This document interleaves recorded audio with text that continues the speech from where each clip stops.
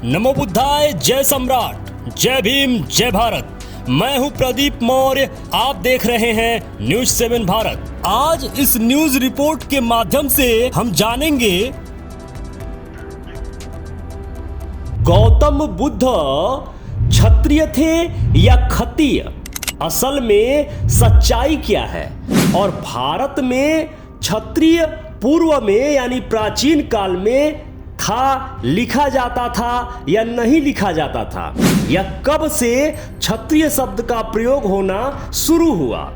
Buddha actual में क्या थे, क्षत्रिय थे या कुछ और थे।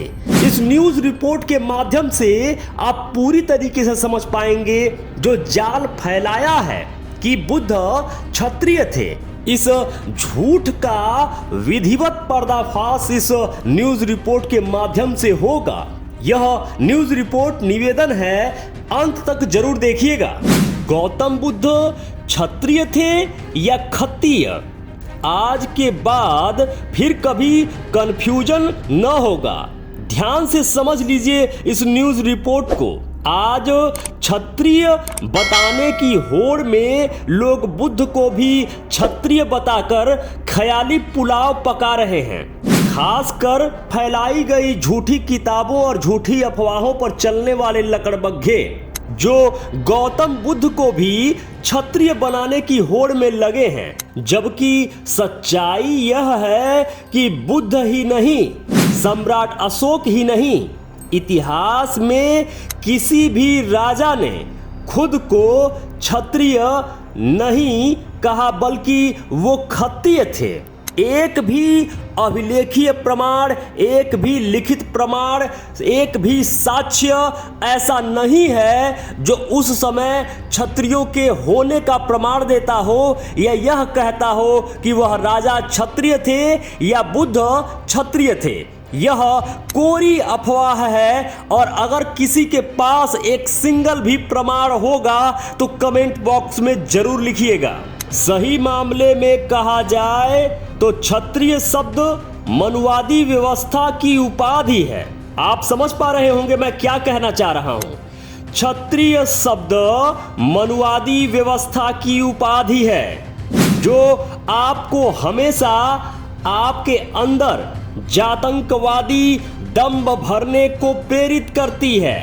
मनु की स्मृति में क्षत्रिय का गुजारा अगर न चले और कभी वैश्य की तरह कृषि इत्यादि काम करना पड़ जाए तो वह भी हल नहीं चला सकता, ऐसा लिखा है मनुस्मृति में। इतना ही नहीं, दूध बेचने पर 3 दिन में शूद्र बन जाता है। क्षत्रिय अगर 3 दिन तक दूध बेचे तो वह शूद्र बन जाएगा, ऐसा लिखा है मनुस्मृति में। जबकि पुरातत्व प्रमाण चीख चीख कर कह रहे हैं कि बुद्ध के पिता खेतों में हल चलाते थे।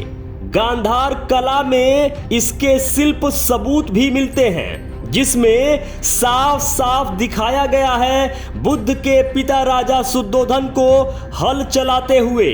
यहाँ तक कि 399 एडी में जब फाहियान भारत आए थे तब उन्होंने कपिलवस्तु में अपनी आंखों से उस जगह को देखा था जहां बुद्ध राजकुमार थे और खेत के बगल में बैठकर हल चलाते थे, और खेत के बगल में बैठकर हल चलाते देखते थे।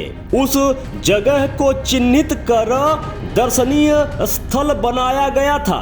कुल मिलाकर पूरे इतिहास में किसी भी राजा ने कभी खुद को क्षत्रिय नहीं लिखवाया, बल्कि देवानाम्पीय लिखवाया, राजा लिखवाया, महाराजा लिखवाया, यहाँ तक कि बहुत बाद में क्षत्रप लिखवाया, छत्रपति लिखवाया। इस तरह के शब्द मुस्लिम आक्रमण के समय तक आए हैं, लेकिन क्षत्रिय किसी ने भी प्राचीन इतिहास में खुद के लिए या अपने लोगों के लिए नहीं कहा।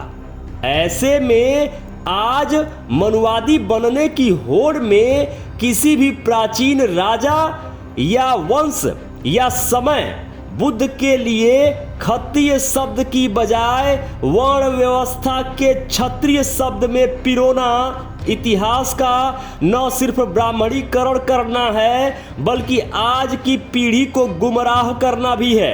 मुगलों ने जब भारत पर आक्रमण किया उससे पहले आप एक भी सिंगल एविडेंस नहीं दे सकते हैं प्राचीन काल में कि किसी भी शिलालेख पे क्षत्रिय लिखा हो या क्षत्रिय शब्द किसी भी ऐतिहासिक पुरावशेषों पर मिला हो। आज तक एक सिंगल एविडेंस नहीं मिला है। सम्राट अशोक ने इतने शिलालेख लिखवाए लेकिन कहीं भी खुद को क्षत्रिय नहीं लिखवाया। बुद्ध के लिए कहीं भी क्षत्रिय नहीं लिखवाए। हाँ, उसी से उलट खुद को खत्तीय कहते थे। खत्तीय यानी खेती करने वाले लोग यानी खेतीहर लोग। प्राचीन काल में जो भी लोग खेती करते थे उन्हें खत्तीय कहा जाता था। यह भी जानना जरूरी है जबकि उस समय में ना वर्ण व्यवस्था थी, ना ही ब्राह्मण था, ना क्षत्रिय था, ना वैश्य था, ना शूद्र था। उस समय प्राचीन काल में सभी के सभी समण थे जिनको बौद्ध कहा जाता है। समण परंपरा ही पूरे भारतवर्ष में फैली हुई थी। यह वर्ण व्यवस्था तो बहुत बाद में बनाई गई। आप यह समझ लीजिए कि लगभग जब मुस्लिम आक्रांताओं ने भारत पर आक्रमण किया और वह शासन करने लगे उस समय वर्ण व्यवस्था बनाई गई और उसी समय जातियों का निर्माण किया। तो जब बुद्ध के समय क्षत्रिय नामक कोई वर्ण व्यवस्था नहीं थी, जब बुद्ध के समय कोई जाति व्यवस्था नहीं थी, तो बुद्ध क्षत्रिय कैसे हो सकते हैं? बुद्ध खत्तीय थे और खत्तीय को ही मूर्खों ने बाद में क्षत्रिय कहना शुरू कर दिया। बिना प्रमाण, बिना सर पैर की बात करते हुए भारत के मूल निवासियों को और लोगों को भ्रमित करने के लिए बहुत सारी पुस्तकों में झूठे लेख भी लिख डाले। यदि आप समण हैं, यदि आप प्राचीन बौद्ध हैं, समण हैं, भारत के मूल निवासी हैं, तो आपको सबसे पहली बात कि वर्ण व्यवस्था को लात मार देना पड़ेगा और इसके अलावा जाति व्यवस्था को भी लात मार देना पड़ेगा। यदि हम चाहते हैं कि सम्राट अशोक का भारत पुनः बने, यदि हम चाहते हैं कि बुद्धमय भारत पुनः बने, यदि हम चाहते हैं कि भारत सोने की चिड़िया पुनः बने, भारत विश्व विजेता, भारत विश्व गुरु पुनः बने, तो एक बात हमें समझ लेना पड़ेगा कि जिस तरह का भारत और व्यवस्था सम्राट अशोक के शासन काल में थी उसी तरह की व्यवस्था शासन प्रशासन को पुनः लाना होगा। जब सम्राट अशोक मौर्य के समय कोई वर्ण व्यवस्था नहीं थी, कोई जाति व्यवस्था नहीं थी, तो फिर से वर्ण व्यवस्था और जाति व्यवस्था को लात मार देना होगा और भारत को फिर से बुद्धमय बनाकर एक स्वर्णिम भारत का निर्माण करना हमारा कर्तव्य है।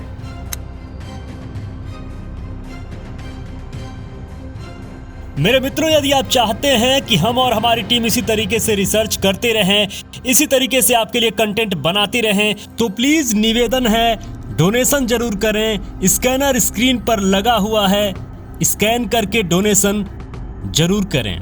जो भी मित्र अभी तक इस चैनल को सब्सक्राइब नहीं किए हैं, प्लीज निवेदन है अभी के अभी चैनल को सब्सक्राइब कर लीजिए। लाइक करके हमारा उत्साह जरूर बढ़ाया करिए। कमेंट बॉक्स में जरूर लिखा करिए कि ये वीडियो आपको कैसा लगा। जो भी मित्र अभी तक इस चैनल पर बने हुए हैं, ये वीडियो देख रहे हैं, आप सबको बहुत बहुत मंगल कामनाएं। नमो बुद्धाय, जय भारत।